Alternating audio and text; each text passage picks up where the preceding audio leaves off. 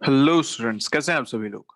मेरा नाम है जयदीप आमेटा और आज हम बात करने वाले हैं वर्टिकल सर्कुलर मोशन की। भाई, हमने सर्कुलर मोशन पढ़ा था एक हॉरिजॉन्टल प्लेन में। एक बार जल्दी से उसको रिवाइज कर लेते हैं कि अगर एक टेबल पे इस तरीके से सेंटर से एक मास बंधा हुआ है और ये सर्कुलर मोशन में यहाँ पे घूम रहा है, तो हमने बोला था कि इस केस में जो इसकी पोटेंशियल एनर्जी है वो कहीं चेंज नहीं होती, क्योंकि ये एक ही हॉरिजॉन्टल लेवल पे हमेशा घूमता रहता है।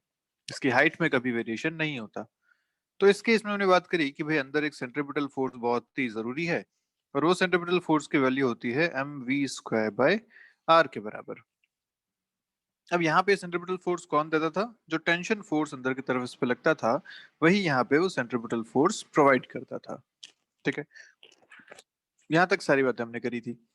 हमने इसी को देखा था कि एक आप एक रोड पे चल रहे हैं, रोड अगर इस तरीके से कर्व हो रहा है, तो रोड पे जब चलते हैं तब भी इस पे एक अंदर की तरफ सेंट्रीपिटल फोर्स लगना चाहिए अगर वो कर्व पे मोड़ रहा है तो। और वो सेंट्रीपिटल फोर्स यहाँ कौन प्रोवाइड करता था? फ्रिक्शन प्रोवाइड करता था। और अगर फ्रिक्शन से हमें पूरा फ्रिक्शन पे भरोसे नहीं रहना है तो हम रोड को बैंक कर देते थे इस तरीके से। रोड के बैंक होने की वजह से अब इस नॉर्मल रिएक्शन का एक कंपोनेंट जो आता था वो हमें इस तरफ देता था सेंट्रीपिटल फोर्स। तो ये सारी बातें हमने करी थी जब एक हॉरिजॉन्टल लेवल पे, मतलब सेम प्लेन में एक सर्कुलर मोशन होता था। तो उस टाइम पे कहीं भी mg का रोल नहीं आता था, मतलब mg के वर्क डन का रोल नहीं आता था, एनर्जी का रोल नहीं आता था। अब जब हम बात करना चाह रहे हैं वर्टिकल सर्कुलर मोशन की, तो इसमें क्या हिसाब है भाई? इसमें एक ऑब्जेक्ट नीचे से चलता शुरू होके ऊपर तक जाएगा और इस तरीके से एक सर्कुलर मोशन कंप्लीट करेगा। तो अगर ये ऑब्जेक्ट यहाँ से, मान लीजिए सेंटर है इसका, आपने इसको रस्सी से बांध दिया है ऐसा, और इसको इस डायरेक्शन में एक इनिशियल वेलोसिटी दे दी u। अब इस u वेलोसिटी की वजह से ये चलना शुरू करेगा, ये यहाँ पे फिक्स्ड है, तो पूरा तो आगे जाएगा नहीं, ये घूमेगा यहाँ पे। जब घूमेगा तो कुछ इस तरीके के मोशन में ये आ जाएगा, एक ऐसा सर्कुलर मोशन ये यहाँ पे कवर करेगा। ये बात हम समझ पा रहे हैं। इस सर्कुलर मोशन को कहेंगे वर्टिकल सर्कुलर मोशन, क्योंकि इस ऑब्जेक्ट की हाइट में लगातार चेंज हो रहा है। ये मास पहले अगर इस लेवल पे था, जैसे अगर मैं रेफरेंस लाइन मान लेता हूँ, ये अगर अपनी रेफरेंस लाइन है, तो सोचिए इसकी अभी जो पोटेंशियल एनर्जी है वो 0 है। अब जैसे जैसे ये ऊपर चलेगा वैसे वैसे इसकी पोटेंशियल एनर्जी इंक्रीज होगी, और हम ये भी जानते हैं क्योंकि ये ग्रेविटी के अगेंस्ट ऊपर जा रहा है तो इसकी वेलोसिटी धीरे धीरे कम होती जाएगी। और बात ठीक भी है, kinetic energy plus potential energy should be conserved. तो यहाँ पे वो रहेगा, पोटेंशियल इंक्रीज होगी, काइनेटिक डिक्रीज होगी जब ये ऊपर की तरफ जाएगा, और जब ये ऊपर से नीचे आ रहा होगा तब इसकी पोटेंशियल कम होगी और काइनेटिक इंक्रीज होगी। तो इस तरीके से इसमें लगातार एनर्जी का फ्लो काइनेटिक से पोटेंशियल में चलता रहेगा। अब हमें वही सारी बातें करनी है कि किस टाइम पे या किस पोजीशन पे इसमें कितनी वेलोसिटी होगी, किस हाइट पे इसमें टेंशन कितनी होगी, ये सारी बातें अपन करने वाले हैं। ठीक है, तो चलिए अपन मानते हैं किसी एंगल थीटा पे जब ये पहुंच गया, ये मान लीजिए यहाँ पहुंच गया किसी भी एंगल थीटा पे।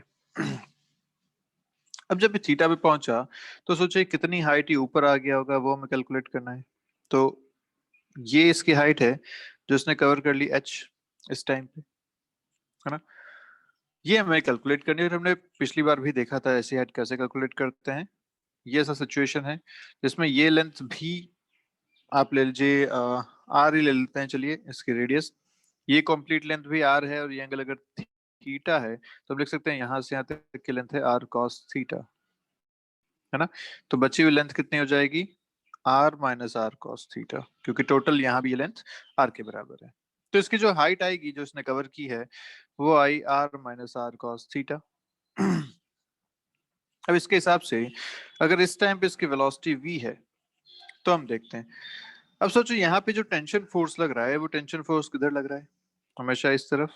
अगर यहाँ पे है तो टेंशन यहाँ पे लग रही होगी कोई टेंशन फोर्स। टेंशन भी लगातार चेंज होती जाएगी, mg के हिसाब से फोर्स लगातार इम्बेलेंस हो रहे हैं। अब क्या टेंशन ने यहाँ पे कोई वर्क डन किया? क्या टेंशन फोर्स का इस में कोई वर्क डन है इस थीटा डिस्प्लेसमेंट में? सो जो टेंशन इज ऑलवेज रेडियल, हमेशा सेंटर की तरफ लग रही है, जबकि जो इसका डिस्प्लेसमेंट है वो हमेशा टेंजेंट की तरफ है, टेंजेंशियल है। डिस्प्लेसमेंट हमेशा कैसा है, अगर देखा जाए तो ये इधर से पहले इधर चलना शुरू हुई, फिर इधर, फिर इधर, फिर इधर। डिस्प्लेसमेंट हमेशा टेंजेंट की तरफ है, जबकि इसमें जो टेंशन लग रही है वो हमेशा रेडियल लगेगी। पहले इधर लग रही थी, फिर इधर, फिर इधर, फिर इधर, इस तरीके से। तो टेंशन और डिस्प्लेसमेंट इज ऑलवेज परपेंडिकुलर, और जब परपेंडिकुलर होता है फोर्स एंड डिस्प्लेसमेंट तो वर्क डन होता है when that force is zero. तुम बोल सकते हैं कि टेंशन का यहाँ पे कोई वर्क डन नहीं है, तो जो भी वर्क डन है वो सिर्फ और सिर्फ ग्रेविटेशनल फोर्स का है, which is a conservative force. तो हम आराम से यहाँ पे एनर्जी कंजर्वेशन यूज कर सकते हैं। क्लियर है बात? तो लिखेंगे work done by tension is equal to zero,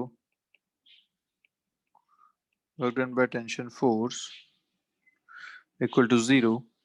ठीक है, क्यों है ऐसा? Since tension is always perpendicular to displacement, ऐसा आप लिख सकते हैं इसमें। ठीक है चलिए, तो by applying conservation of energy,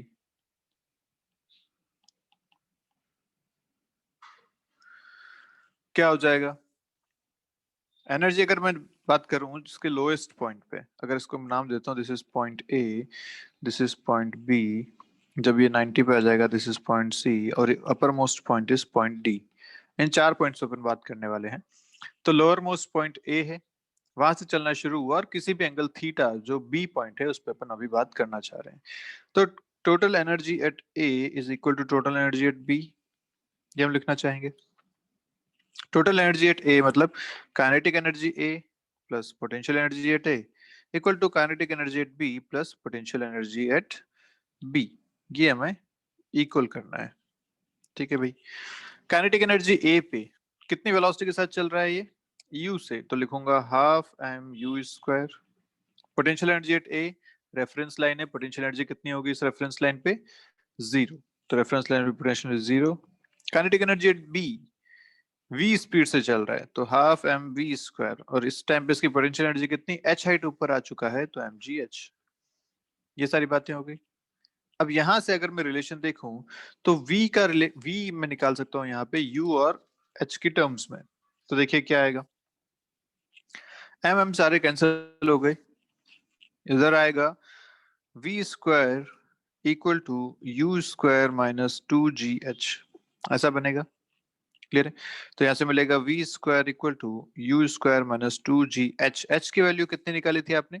are minus r cos theta, तो लिख लेते हैं यहाँ पे r one minus cos theta. ये आपके पास आ गई वी की इक्वेशन की वेलोसिटी जो है वो थीटा के साथ इस तरीके से चेंज होगी। क्लियर है बात यहाँ तक? अब अगर मैं इसके लिए फोर्स इक्वेशन लिखना चाहूँ तो देखो इस पॉइंट बी पे मैं इसका एफ बी डी बनाना चाहता हूँ। ठीक है, पॉइंट बी पे एफ बी डी बनाते हैं। तो ये मास हो गया, इस मास पे इस समय mg नीचे की तरफ लग रहा होगा। टेंशन इस पे, जिधर स्ट्रिंग है उस तरफ टेंशन लग रही होगी, ये इस पे टेंशन फोर्स लग रहा होगा। पॉइंट बी की बात कर रहे हैं। ठीक है, और सेंट्रीपिटल फोर्स भी इस पे इसी डायरेक्शन में लग रहा होगा, जिधर सेंटर की तरफ है उसी डायरेक्शन में सेंट्रीपिटल फोर्स भी इधर लगेगा। ये होगा, ये इस पे फोर्सेस इस टाइम पे लग रहे हैं। अब इसका एंगल जो है वो थीटा यहाँ पे आपको दे रखा है, so this angle is also theta, ऐसा हो गया। तो मैं यहाँ से क्या कह सकता हूँ कि अगर ये एंगल थीटा है तो ये एंगल भी आपके लिए थीटा हो जाएगा। और अगर मैं इस डायरेक्शन में नेट फोर्स देखूं तो ये कंपोनेंट इसका आएगा m g cos theta. Clear? अगर इस डायरेक्शन में आपका फोर्स देखा जाए तो आप क्या लिख सकते हैं? T plus f c equal to m g cos theta, क्योंकि टी और एफ सी सेम डायरेक्शन में है, m g cos theta opposite direction में है। ये यहाँ पे एक फोर्स इक्वेशन लिखी जाएगी। अगर यहाँ से टेंशन देखूं मैं तो टेंशन क्या लिखूंगा? M g cos theta minus f c. F c क्या होता है? तो बेसिकली एफ सी है किस किस वजह से यहाँ पे? एक तो टेंशन फोर्स, दूसरा यहाँ जो एम जी का कंपोनेंट आ रहा है इस वजह से। तो बोलूंगा कि इस डायरेक्शन में जो एक्सेलरेशन है वो एक्सेलरेशन आ रहा है सेंट्रीपिटल एक्सेलरेशन, और वो आ रहा है टी और एम जी की वजह से। तो मैं लिख सकता हूँ यहाँ पे इक्वेशन में कि t minus m g cos theta, t minus m g cos theta equal to m into a c. F equal to m में लिखा जाएगा। तो एक्सेलरेशन है सेंट्रीपिटल एक्सेलरेशन, नेट फोर्स जिस डायरेक्शन में लग रहा है वो है tension minus mg cos theta. तो यहां से अगर मुझे टेंशन फोर्स लिखना है तो मैं लिखूंगा m into AC is v square by r plus mg cos theta. ऐसा लिखा जा सकता है। अच्छा, वी स्क्वायर अभी आपके सामने ये रही इक्वेशन। अगर मैं यहाँ पे इसको पुट करना चाहूं तो देखो इक्वेशन क्या बनती है, t इक्वल टू, या चले अपन ऐसे ही देख लेते हैं, इसे पूरा इक्वेशन पुट नहीं करते। मैं आपको एक इसमें चीज कहना चाह रहा हूँ कि टेंशन हमें मिल गया होगा mg cos theta plus mv square by r। ठीक है, अब जब थीटा 0 से 90 के बीच में है तो सोचिए टेंशन पॉजिटिव होगी या नेगेटिव। जब थीटा 0 से 90 के बीच में है तो देखो cos थीटा उस टाइम होता है पॉजिटिव। जब तक cos थीटा पॉजिटिव है, ये पूरी चीज पॉजिटिव है, और ये v स्क्वायर है, ये तो हमेशा ही पॉजिटिव रहने वाला है। तो जब दोनों पॉजिटिव पॉजिटिव रहेंगे तो हम कहेंगे कि टेंशन इज ऑलवेज पॉजिटिव जब तक ये 0 से 90 के बीच में है ना। पर सोचो एक बार थीटा 90 से ज्यादा हो गया, अब क्या होगा? अब cos थीटा होता है नेगेटिव। इसका मतलब टेंशन इस बार आप जो लिख रहे हो m v square by r तो हमेशा पॉजिटिव रहेगा, plus m g cos theta जो वाली टर्म है वो आ जाएगी नेगेटिव। अब ऐसा हो सकता है ना कि अगर यहाँ पे एम जी कॉस थीटा मतलब जो नेगेटिव क्वांटिटी है वो पॉजिटिव से ज्यादा हो जाए तो टोटल टेंशन नेगेटिव आ जाएगी, या फिर टोटल टेंशन जीरो भी हो सकती है। तो जब थीटा 90 से ज्यादा जाता है तो हमें चेक करना पड़ेगा कि वहां पे टेंशन पॉजिटिव है या नेगेटिव। टेंशन में भी पॉजिटिव और जीरो, ऐसा। और नेगेटिव, नेगेटिव टेंशन मतलब वहां टेंशन है ही नहीं। टेंशन नेगेटिव तो कुछ होती नहीं है। आप टेंशन से कभी पुश तो कर नहीं सकते, टेंशन हमेशा पुल करने के काम आती है, रोप हमेशा पुल करने के काम आती है, पुश नहीं कर सकते आप। तो नेगेटिव टेंशन कुछ नहीं होता, मतलब वहां पे टेंशन एब्सेंट है, आपके फोर्स वहां पे इम्बेलेंस हो रहे हैं, ऐसा। तो वो हमें यहाँ पे चेक करना पड़ता है। तो बस वही चेक करने के लिए हम आगे कुछ केसेस अपने बना रहे हैं, और वो केसेस बहुत इंपॉर्टेंट है। पोजीशन के हिसाब से कितनी कितनी वेलोसिटीज आनी चाहिए उस पे बेस्ड ये केसेस हैं। तो देखते हैं चलिए। तो पहला केस अपने सामने है। केस 1 क्या कह रहा है कि जो पार्टिकल है वो कंप्लीट कर लेता है वर्टिकल सर्कल को।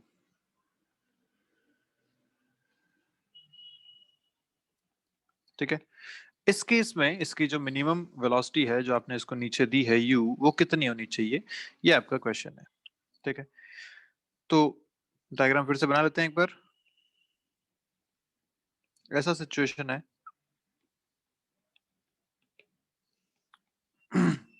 अब रेडियस इसकी आर, आपने बोला कि ये यू कितना हो मिनिमम, कि ये जब पार्टिकल है वो पूरा सर्कल को कंप्लीट कर ले, वर्टिकल सर्कल को कंप्लीट कर ले। ठीक है, तब इस केस में हम क्या देखते हैं कि जब ये ऊपर पहुंचेगा, जब ये ऊपर टॉप मोस्ट पॉइंट पे पहुंचेगा यहाँ पे, ठीक है, तब क्या होगा? इस केस में इसके पास एक वेलोसिटी यहाँ पे होनी चाहिए, कम से कम एक वी वेलोसिटी यहाँ पे होनी चाहिए। ऐसा मैं क्यों कह रहा हूँ? क्योंकि सोचो इस पे नीचे फोर्सेस कौन कौन से लग रहे हैं। एक तो इसका mg नीचे लग रहा है, और एक टेंशन फोर्स नीचे लग रहा है। ये दोनों फोर्सेस इस पे नीचे की तरफ लग रहे हैं। अगर ये सर्कुलर मोशन में घूमना चाह रहा है तो ये कब पॉसिबल है? जब इसके पास एक सेंट्रीपिटल फोर्स हो, और सिर्फ सेंट्रीपिटल फोर्स से भी काम नहीं चलेगा, मतलब इसके पास एक वेलोसिटी होनी चाहिए, तभी ये आगे बढ़ पाएगा। अगर वेलोसिटी नहीं होगी तो सोचो ये यहाँ तक पहुंचा, फिर नीचे से चलना शुरू हुआ था, यहाँ से यहाँ तक पहुंचा, वेलोसिटी जीरो होगी तो ये बस यहीं गिर जाएगा, आगे सर्कल को कंप्लीट नहीं कर पाएगा। अगर सर्कल कंप्लीट करना है तो ऊपर एक वेलोसिटी इसके पास होनी चाहिए। अब ये वेलोसिटी कितनी होगी? तो हम एक क्रिटिकल कंडीशन लेके चलते हैं, एक मिनिमम कंडीशन लेके चलते हैं कि लेट्स से इसको बोलेंगे क्रिटिकल कंडीशन, कि भाई ऊपर अगर उसके पास वेलोसिटी है तो उसके पास सेंट्रीपिटल फोर्स भी होना चाहिए। सेंट्रीपिटल फोर्स देने के लिए यहाँ पे दो अपने पास फोर्सेस हैं, mg भी है और टेंशन भी है, और दोनों नीचे की तरफ इस पे लग रहे हैं। पर क्रिटिकल कंडीशन में मैं ये मान के चलता हूँ कि मान लो टेंशन जीरो भी हो गई, तब भी mg तो हमेशा रहने वाला है। तो क्रिटिकल कंडीशन अपनी ये है कि tension equal to zero at topmost point तब इसके पास जो सेंट्रीपिटल फोर्स आएगा वो किसकी वजह से आएगा? सिर्फ और सिर्फ mg की वजह से आएगा। सेंट्रीपिटल फोर्स कितना होता है? mv²/r equal to mg। यहाँ से आपको मिलता है v equal to root r g. तो this is the minimum velocity जो उसके पास ऊपर होनी चाहिए अगर उसे वर्टिकल सर्कल कंप्लीट करना है तो। क्लियर है? अब अपन बात करते हैं एनर्जी कंजर्वेशन की। तो बाय कंजर्वेशन ऑफ एनर्जी,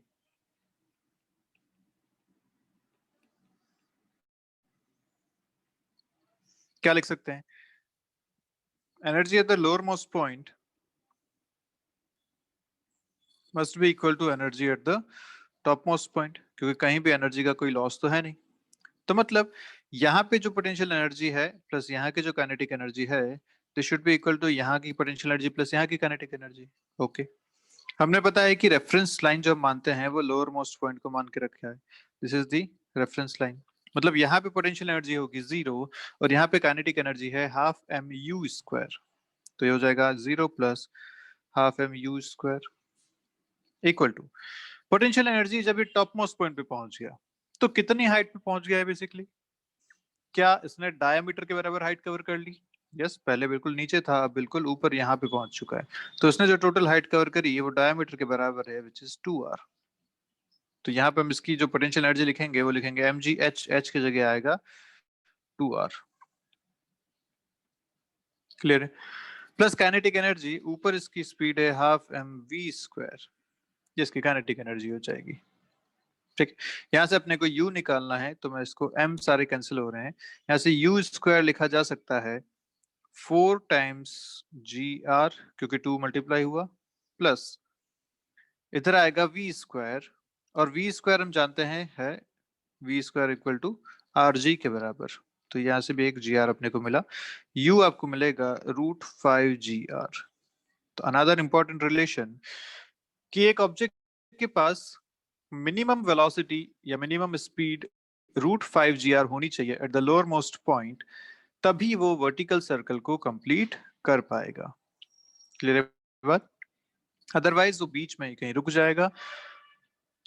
अगर पूरा सर्कल कंप्लीट करना है तो minimum speed should be √5 GR के बराबर। क्लियर है? चलिए, तो अब आगे अगर बढ़ें और बात करें, भाई अगर इसके पास इतनी स्पीड नहीं है, लेट्स से इसके पास √5 GR स्पीड नहीं है, तो क्या होगा ये देखते हैं। तो टेंशन हमने बात करी थी कि भाई जब ये यहाँ से चलना शुरू हुआ था तो जब तक ये हाफ सर्कल पे चल रहा है तब तक तो जो थीटा है ये हमेशा 90 से कम रहने वाला है, टेंशन यहाँ तक पॉजिटिव रहने वाली है, मतलब यहाँ से यहाँ तक टेंशन तो रहेगी। अच्छा, टेंशन जीरो या नेगेटिव कब हो रही थी? जब ये इससे ऊपर की तरफ चल रहा था, जब थीटा मोर देन 90 डिग्री जा रहा था, तब टेंशन हम बात कर रहे थे कि नेगेटिव हो सकती है।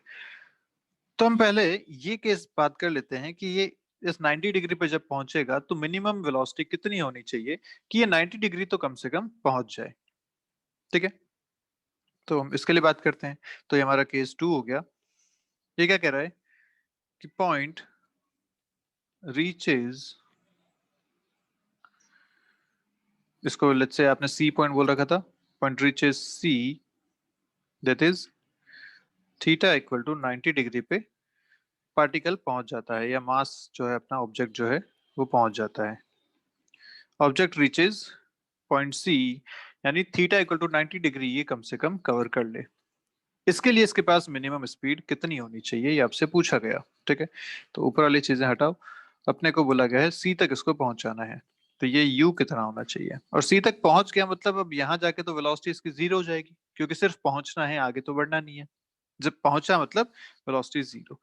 तो इसके लिए अगर अपन एनर्जी कंजर्वेशन की बात करें तो मैं लिख सकता हूँ वही लोअर मोस्ट पॉइंट पे kinetic energy plus potential energy equal to kinetic plus potential at point C. ये बात हो जाएगी। तो देखिए, काइनेटिक शुरू में है half m u square, potential है 0 क्योंकि वो अपना रेफरेंस होता है। Kinetic at point C is 0 क्योंकि वहां पे वेलोसिटी 0 है, plus potential at point C is m g r क्योंकि ये रेडियस के बराबर हाइट पे ऊपर चला गया है। तो यहां से आपको u मिल जाएगा, u इज √2 GR। इसका मतलब ये कि ये √2 g r वेलोसिटी कम से कम इसको चाहिएगी, तभी ये सी पॉइंट तक पहुंच पाएगा। ठीक है भाई। अच्छा, अगर √2 g r से भी कम वेलोसिटी आपने इसको दे दी तो तीसरा केस अगर अपन बात करें कि वेलोसिटी आपने इसको दी वो √2 g r से भी कम है, तो क्या होगा? तो हम जानते हैं ऑसिलेशन ये करता रहेगा। शुरू हुआ था यहाँ से, अब इसको वेलोसिटी आपने √2 g r से भी कम दी, मतलब ये यहाँ तक तो पहुंच नहीं पाएगा। यहाँ तक नहीं पहुंच पाएगा तो बीच में ही कहीं रहेगा इस तरीके से, यहाँ पे कहीं ये रह जाएगा। तो ये इस तरीके से ऑसिलेशन करता रहेगा यहाँ से यहाँ तक। और इस केस में हमें पता है टेंशन तो हमेशा पॉजिटिव होती है। ये थीटा भी आप कैलकुलेट कर सकते हैं यूजिंग एनर्जी कंजर्वेशन। एच निकालेंगे, वहां से थीटा निकाल लेंगे। ठीक है। तो अगर वेलोसिटी √2 g r से कम है तो ऑसिलेशन होता रहेगा, यहाँ पे कोई दिक्कत वाली बात नहीं है। ठीक है। चौथा केस अपना जो बचता है वो बचता है कि अगर वेलोसिटी इसकी √2 g r से तो ज्यादा है लेकिन √5 g r से कम है, तो क्या होगा? √2 g r से ज्यादा और √5 g r से कम, तो क्या होगा? ठीक है।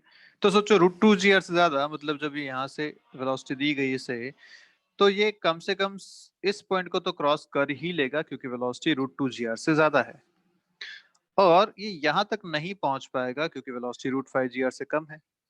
तो कुल मिला के बात ये है कि ये इसके बीच में कहीं रहेगा, इस पोजीशन पे कहीं आके इसकी वेलोसिटी 0 हो जाएगी, क्योंकि ये सी से तो क्रॉस कर लेगा, मतलब परपेंडिकुलर जो 90 डिग्री वाला पॉइंट है उसको तो क्रॉस करेगा क्योंकि velocity is more than √2 g r। लेकिन ये ऊपर वाले पॉइंट को क्रॉस नहीं कर पाएगा क्योंकि velocity is less than √5 g r। तो बीच में कहीं ये रुक जाएगा, और अगर बीच में कहीं रुकता है तो अब सोचो इसका मोशन कैसा होगा। ये यहाँ से तो चल रहा था एक सर्कुलर पाथ पे ऐसा, अचानक इसकी वेलोसिटी 0 हो गई। अब ये जो गिरेगा एक पैराबोलिक पाथ पे यहाँ से यहाँ तक गिर जाएगा, ये इसका पाथ होगा।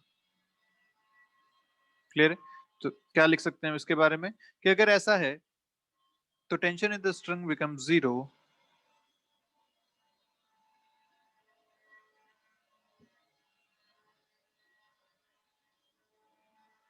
before reaching the highest point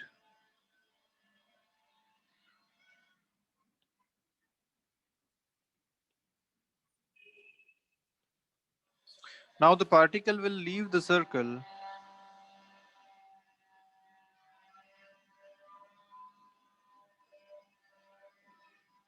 and move into a parabolic path.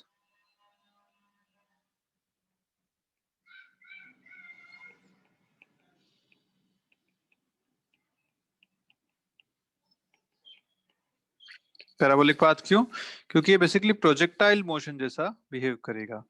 ये ऐसा हो जाएगा कि यहाँ तक ये चल रहा था, इसके पास एक टेंजेंशियल वेलोसिटी थी इस डायरेक्शन में, वेलोसिटी जैसे 0 हुई, इसका एक कंपोनेंट इस डायरेक्शन में होगा, वो इसे एक हॉरिजॉन्टल प्रोजेक्शन की तरह लेके जाएगा नीचे की तरफ। तो ये एक प्रोजेक्टाइल की तरह नीचे आके गिरेगा, अब इस सर्कुलर पाथ से अपना डेविएट हो जाएगा। तो सारी बातें आपको क्लियर हैं? हमने यहाँ पे 3-4 बातें करी हैं, जल्दी से एक बार देख लेते हैं फिर से कि अगर सर्कल कंप्लीट करना है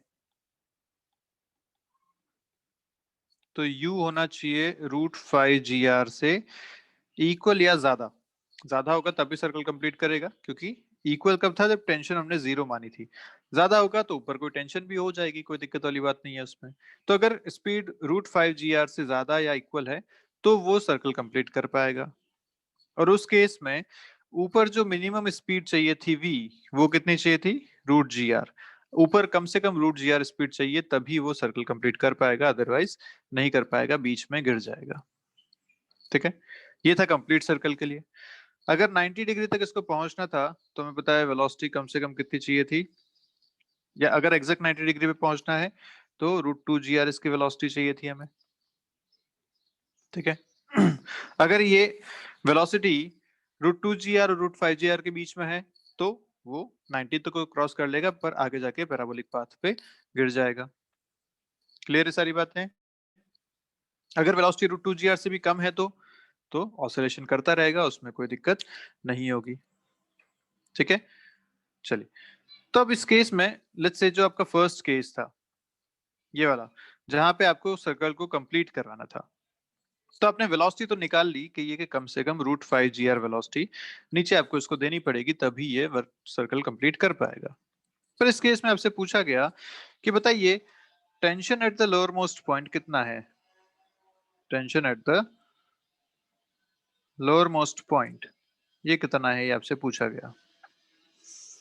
तो कैसे निकालें कि भाई हमें डायग्राम तो पता ही है, ये इसका लोअर मोस्ट पॉइंट है, यहाँ पे अपने को वेलोसिटी भी पता चल चुकी है, u√5 g है, यहाँ पे इस पे mg भी लग रहा है नीचे की तरफ, टेंशन लग रहा है ऊपर की तरफ, और इसका एक्सेलरेशन होगा सेंट्रीपिटल सेंटर की तरफ। तो अगर मैं F equal to m equation लिखूं तो लिखूंगा T minus m g equal to m into a c which is mu²/r। ये लिखा जाएगा। यहाँ से टेंशन आप आराम से निकाल सकते हैं। Tension will be mu² plus mg। तो u² is 5gr plus mg। देखिए r से r कैंसिल हो रहा है, बच रहा है 5mg प्लस mg, तो टेंशन आपको मिलेगा 6mg के बराबर। तो जब लोअर मोस्ट पॉइंट पे स्पीड होती है √5 g r तो टेंशन आएगी 6mg के बराबर। क्लियर। तो जितनी ज्यादा स्पीड आप नीचे देंगे उतनी ज्यादा टेंशन भी नीचे प्रोड्यूस होगी। इसीलिए हमें उस स्ट्रिंग की भी स्ट्रेंथ देखनी पड़ती है जिससे आपने उसको बांध रखा है, क्या वो इतनी टेंशन झेल पाएगी। अगर झेल पाएगी तो ठीक है, सर्कल में मोशन में चलता रहेगा। अगर इतनी टेंशन नहीं झेल पाई तो सर्कुलर मोशन नहीं हो पाएगा, स्ट्रिंग टूट जाएगी। क्लियर है बात। तो ये सारी बातें इंटर रिलेटेड है, आपको चीजें सॉल्व करना आना चाहिए। तो जब भी वर्टिकल सर्कुलर मोशन के क्वेश्चन आपके सामने आएंगे, आपको दो बातें हमेशा ध्यान रखनी है। एक तो ये कि एनर्जी कंजर्वेशन यहाँ पे करना है, दूसरा ये कि टेंशन या mg हमेशा सेंट्रीपिटल फोर्स के इक्वल होना ही चाहिए। सेंट्रीपिटल फोर्स अगर नहीं है तो वर्टिकल सर्कुलर मोशन नहीं हो पाएगा। तो सेंट्रीपिटल फोर्स ध्यान रखते हुए ही हमें क्वेश्चन सॉल्व करना है। जैसे आप अगर यहाँ पे ऐसा कर देते कि भाई ऊपर वेलोसिटी 0 भी हो गई, मान लीजिए आप कहते हैं कि भाई वर्टिकल सर्कुलर मोशन करना है, यहाँ से चलेगा, ऊपर वेलोसिटी 0 भी मान लो, तब भी कोई दिक्कत नहीं है। भाई दिक्कत है। दिक्कत क्यों है कि अगर ऊपर वेलोसिटी 0 हो गई तो ये यहाँ गिर जाएगा, ये आगे नहीं बढ़ पाएगा। और ये अगर आगे बढ़ना है, सर्कल में चलना है, तो उसके पास कम से कम एक वेलोसिटी होनी चाहिए जो उसको सेंट्रीपिटल फोर्स प्रोवाइड कर रही है। और वहां से हमने वेलोसिटी कैलकुलेट करी √rg, मतलब यहाँ पे इसके पास √rg कम से कम होना चाहिए, तभी ये सर्कल कंप्लीट कर पाएगा। और उसी के बेसिस पे फिर आपने एनर्जी कंजर्वेशन में ½ mv² के साथ ये चीजें सॉल्व करी। तो बात ध्यान रखिएगा हमेशा, वर्टिकल सर्कुलर मोशन के केस में एक तो कितना सेंट्रीपिटल फोर्स है उसके हिसाब से कितनी वेलोसिटी होनी चाहिए, दूसरा कंजर्वेशन ऑफ एनर्जी। ये बातें हमें हमेशा ध्यान रखनी है और ये स्टैंडर्ड रिजल्ट्स हैं, आप हमेशा याद रख सकते हैं। Minimum velocity to complete the circle √5 g r, मतलब वेलोसिटी अगर √5 g r से ज्यादा है तो वो वर्टिकल सर्कुलर मोशन को कंप्लीट कर लेगा, कोई दिक्कत वाली बात नहीं है। ये मिनिमम है, यू मिनिमम इतना होना चाहिए √5 g r, अगर ज्यादा भी है तब भी सर्कल मोशन कंप्लीट हो जाएगा। तो मिनिमम टेंशन जो इसके हिसाब से आ रही थी वो आ रही थी 6mg के बराबर। अगर वेलोसिटी और ज्यादा होगी तो टेंशन भी और ज्यादा आएगी। दूसरा रिलेशन, अगर 90 डिग्री तक पहुंचना है तो मिनिमम वेलोसिटी √2 g r होनी चाहिए, एग्जैक्ट 90 तक पहुंचना है तो √2 g r के बराबर होना चाहिए। अगर √2 g r से कम है तो ऑसिलेशन चलता रहेगा, कोई दिक्कत वाली बात ही नहीं है, टेंशन पॉजिटिव रहेगी।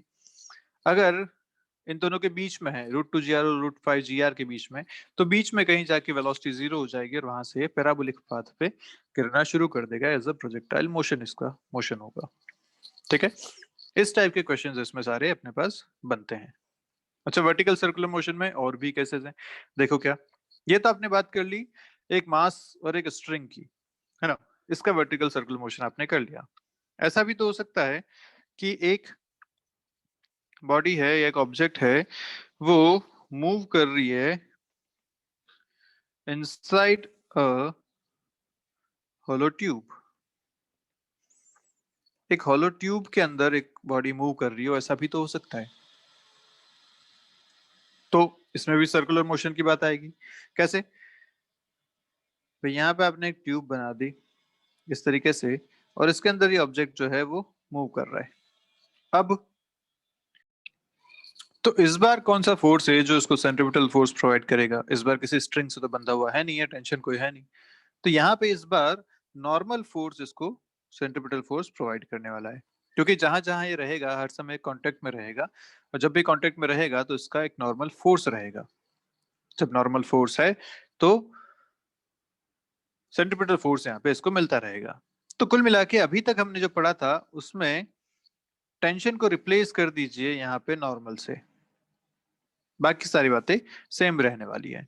तो अगर ये आर रेडियस पे घूम रहा है और इसको सर्कल कंप्लीट करना है, तो मिनिमम स्पीड जो यहाँ इसको देनी है वो should be more than equal to √5 GR to complete the circle.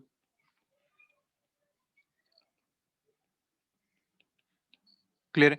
बिल्कुल वैसा ही जैसा अभी आपने रिलेशन यूज किए, सारे के सारे रिलेशन वही बैठेंगे, बस इस बार टेंशन की जगह यहाँ पे हमें नॉर्मल देखना पड़ेगा। जैसे जैसे ये ऑब्जेक्ट आगे बढ़ता जाएगा वैसे वैसे इसका नॉर्मल चेंज होता रहेगा, जैसे वहां पे टेंशन चेंज होती थी। पर कोई दिक्कत नहीं है, जब तक नॉर्मल है तब तक इस पे सेंट्रीपिटल फोर्स मिलता रहेगा। सेंट्रीपिटल फोर्स की वजह से ये लगातार घूमता रहेगा। ठीक है बात? पक्का? चलिए, तो आपने देखा होगा ना कभी ऐसा स्टंट मैन जो स्टंट करते हैं, ऐसा एक बना होता है, ऐसा एक पाथ बना होता है इस तरीके से। अब इस पाथ पे चलने के लिए वो यहाँ से चलना शुरू करते हैं और पूरा सर्कल कंप्लीट करते हुए फिर वापस इधर से उधर के बाहर आते हैं, ऐसा ही करते हैं। तो सोचो क्या इन्होंने एक वर्टिकल सर्कल कंप्लीट किया है? बिल्कुल किया है। तो वर्टिकल सर्कल कंप्लीट करने के लिए अब तो तुम समझ ही चुके हो कि इसके पास मिनिमम स्पीड कितनी होनी चाहिए यहाँ से चलने के लिए। कम से कम √5 GR के बराबर स्पीड से चलना चाहिए, तभी ये सर्कल को कंप्लीट कर पाएगा। इससे ज्यादा हो तो कोई दिक्कत नहीं है, लेकिन कम से कम इतनी स्पीड तो इसके पास होनी ही चाहिए। अगर इससे कम रहा तो वो बीच में ही गिर जाएगा। ठीक है, तो बस यही सारी बातें। अच्छा, अगर ऐसा ना हो कि ऐसा होता कि एक स्फेरिकल सरफेस पे एक ऑब्जेक्ट स्लाइड कर रहा है, तीसरा केस अगर हम बात करें वर्टिकल सर्कल का, तो ऐसा भी हो सकता है कि एक स्फेरिकल ऑब्जेक्ट है, उस पे एक स्फेरिकल सरफेस है, उस पे एक ऑब्जेक्ट यहाँ से चलना शुरू किया, तो वो स्लाइड करेगा इस पे इस तरीके से, और एक पोजीशन ऐसी आएगी जिस समय इसका कांटेक्ट छूट जाएगा और ये इस बार नीचे गिरना शुरू कर देगा। तो अगर इस केस में बात करें तो हम क्या लिख सकते हैं इसके लिए? तो ये इस पे नॉर्मल फोर्स इस तरफ लग रहा होगा, इस पे mg इधर लग रहा होगा, अंदर की तरफ इसका एक एक्सेलरेशन होना चाहिए विच इज सेंट्रीपिटल एक्सेलरेशन। तो अगर इसके फोर्सेस की बात करें तो मैं लिखूंगा mg cos थीटा, अगर ये एंगल थीटा है तो ये इस तरफ भी बनेगा, ये एंगल भी थीटा बनेगा, तो अंदर आएगा mg cos थीटा minus n equal to m into AC is v²/r, ये बन जाएगा। तो यहां से हमें इसका फोर्स का रिलेशन पता चल गया। दूसरा, हम इसकी एनर्जी इक्वेशन भी लिख सकते हैं। इनिशियल इसके स्पीड अगर u है तो मैं लिख सकता हूँ ½ mu²। Potential energy let's say ऊपर 0 मान ली, इक्वल टू आगे काइनेटिक एनर्जी लिखेंगे ½ mv², यहाँ पे ये v से चल रहा है, और क्योंकि ये नीचे आया है पोटेंशियल एनर्जी इसकी कम हुई है, तो -mg r - r cos theta, ये अपन कई बार कर चुके हैं, तो मैं इसको लिखूंगा r1 - cos थीटा, ये इसका केस हो सकता है। अब यहाँ से अपन इसका आराम से v निकाल सकते हैं, v² जो भी अपने को चाहिए तो हो जाएगा u² + 2gr1 - cos थीटा, ये इसकी वेलोसिटी हो जाएगी नीचे आते आते। और अगर पूछा गया कि ये किस टाइम पे इस सरफेस को छोड़ देगा, तो सरफेस को छोड़ दिया मतलब नॉर्मल फोर्स 0 हो गया, तो आप नॉर्मल फोर्स यहाँ पे 0 कर देंगे तो आपको वो थीटा भी मिल जाएगा जब ये सरफेस को छोड़ रहा है। तो ये भी लिख लो, the particle will fly of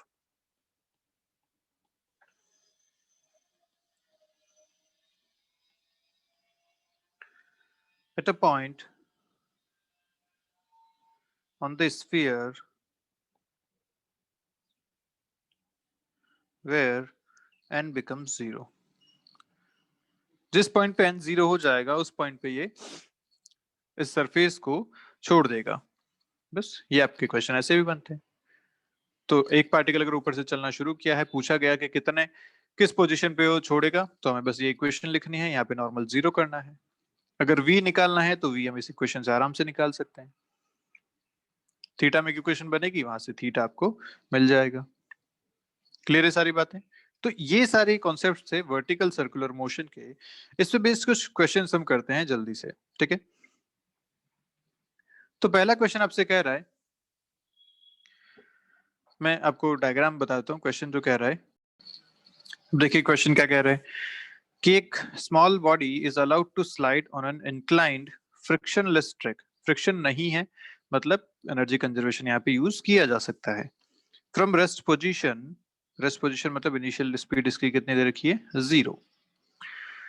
what must be the minimum height, H आपको पूछा गया मिनिमम, सो दैट बॉडी में सक्सेसफुली कंप्लीट द लूप। तो यहाँ से चलेगा ऑब्जेक्ट, इधर से आएगा, इधर से चल के ऐसा घूम के वापस बाहर आएगा। तो बोला गया कि एच मिनिमम कितना होना चाहिए सच दैट ये बॉडी जो है वो अपनी जो लूप है उसको कंप्लीट कर पाए। तो भाई अपने पास तो सीधा सा ऑप्शन है, हमें रिजल्ट याद है कि मिनिमम वेलोसिटी जो उसके पास होनी चाहिए लूप को कंप्लीट करने के लिए वो होनी चाहिए √5 GR। ये होना चाहिए भैया, ठीक है? और वो वेलोसिटी कहाँ होनी चाहिए, लोअर मोस्ट पॉइंट पे। तो लोअर मोस्ट पॉइंट कहाँ है, यहाँ है। तो जब ऑब्जेक्ट यहाँ पहुंचेगा उस समय उसके पास कम से कम इतनी स्पीड होनी चाहिए, मोर देन √5 GR। अगर इतनी है तो वो आराम से अपना सर्कुलर मोशन को कंप्लीट कर लेगा, इस वर्टिकल सर्कल को कंप्लीट कर लेगा। बस इतना सा हमें करना है। अब क्या करें अगर ऐसा है तो, इसकी इनिशियल स्पीड है यहाँ पे 0, ये नीचे आया h से। एनर्जी कंजर्वेशन हम करते हैं बाय कंजर्विंग एनर्जी।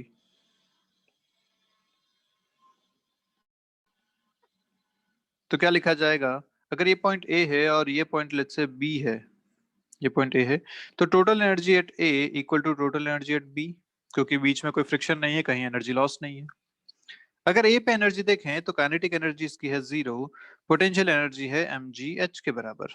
रेफरेंस अपन कौन सा मान रहे हैं, ग्राउंड अपना रेफरेंस पॉइंट है, ठीक है? तो अभी h हाइट ऊपर है तो kinetic energy 0, potential energy mgh के बराबर।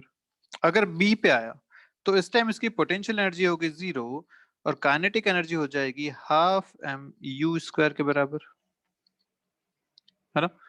यहां से अपने को h मिल जाएगा। अगर मैं u मिनिमम लेके चलता हूं, क्योंकि मुझे h मिनिमम कैलकुलेट करना है ऐसा उन्होंने बोल रखा है, मिनिमम हाइट पूछा गया है, तो u मिनिमम हो जाएगा √5 GR। कम से कम इतनी वेलोसिटी होनी चाहिए।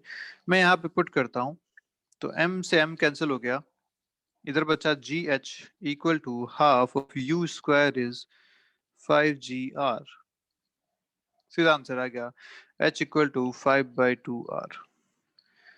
तो कम से कम h इतना होना चाहिए 5/2 टाइम्स रेडियस के बराबर, तभी वो उस वर्टिकल सर्कल को कंप्लीट कर पाएगा ऑब्जेक्ट, अदरवाइज नहीं कर पाएगा।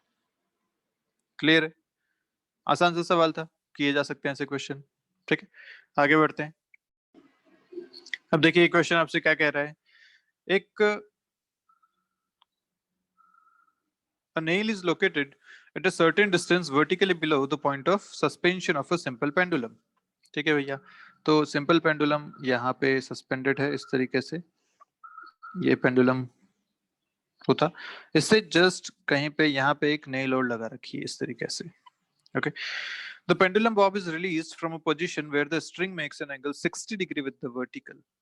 मतलब पहले पेंडुलम था यहाँ पे, ये एंगल दे रखा है 60 डिग्री, और यहाँ से इसको रिलीज किया गया, मतलब इनिशियल स्पीड है इसकी 0, ठीक है? Calculate the distance of the nail from the point of suspension. ये y आपको कैलकुलेट करना है, ये डिस्टेंस आपको कैलकुलेट करनी है, such that the bob will just perform revolution, the bob will just perform revolution with the nail is center।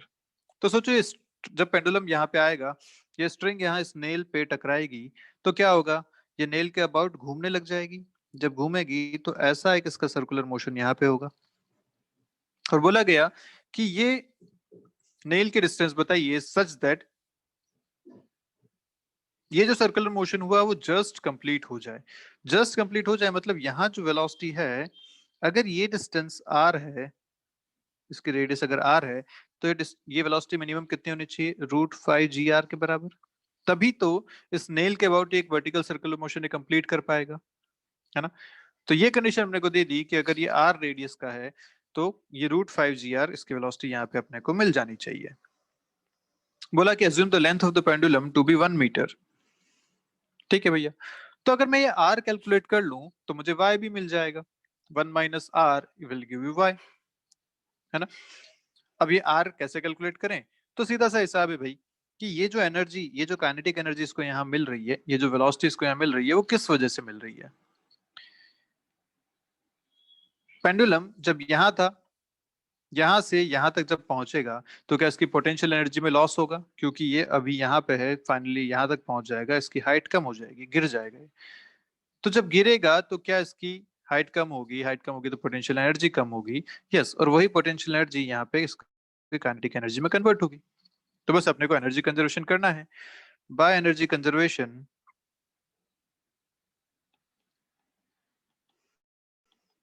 हम क्या लिख सकते हैं, अच्छा ये मत समझना डायग्राम ऐसा दिख रहा है, इसको मैं थोड़ा सा सही बना देता हूँ। ये कहीं भी हो सकता है, वो जरूरी नहीं कि वो आर वाली पोजीशन पे ही हो। ये 60 डिग्री है, वो कहीं भी हो सकता है। अब अपने को देखना है कि ये कितना हाइट का इसमें डिफरेंस आया।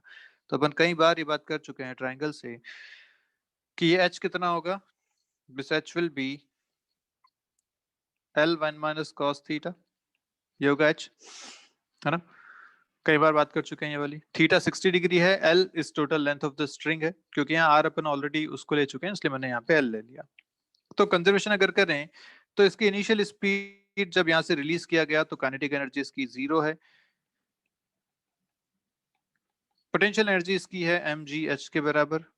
जब ये नीचे आएगा तो इसकी काइनेटिक एनर्जी है हाफ mv² के बराबर, और पोटेंशियल एनर्जी है 0, क्योंकि उसको अपन ने रेफरेंस लाइन ले रखा है। यहाँ से आपको सीधी सीधी चीजें मिल जाएंगी, जैसे mg h की जगह डाला L1 माइनस cos 60 डिग्री equal to half m v की जगह डाल दिया v² इज 5gr। यहाँ पूरे में सिर्फ एक अननोन है विच इज r। l आपको 1 मीटर दे रखा है, m से m कैंसिल हो गया, g से g कैंसिल हो गया, तो ये हो गया 1 minus cos 60 is half equal to इधर भी आया half into 5 into r।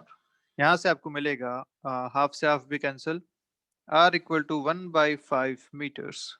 r मिल गया आपको, y मिल जाएगा y equal to l minus r, मतलब 1 माइनस 1/5 मीटर्स विच इज 4/5 मीटर्स या 80 सेंटीमीटर्स।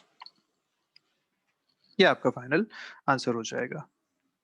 क्लियर है बात, कोई दिक्कत वाली बात इस पूरे क्वेश्चन में? क्वेश्चन बड़े आसान है, इस टाइप के क्वेश्चन में सिर्फ आपको एनर्जी कंजर्वेशन पे फोकस करना है। एक बार एनर्जी कंजर्वेशन आप लगाना सीख गए तो सारे क्वेश्चन बहुत ही आसानी से आप इनको कर सकते हैं। ठीक है, तो चलिए आज का वीडियो यहीं खत्म करते हैं, मिलते हैं नेक्स्ट क्लास में। कुछ और क्वेश्चंस करेंगे वर्टिकल सर्कुलर मोशन पे, और प्रैक्टिस भी करेंगे साथ में वर्क पावर एनर्जी के बाकी क्वेश्चंस पे भी। ठीक है, तो चलिए मिलते हैं नेक्स्ट क्लास में, तब सिर्फ और सिर्फ क्वेश्चंस किए जाएंगे। तब तक के लिए बाय बाय, पढ़ते रहिए, कोई डाउट है तो पूछिए।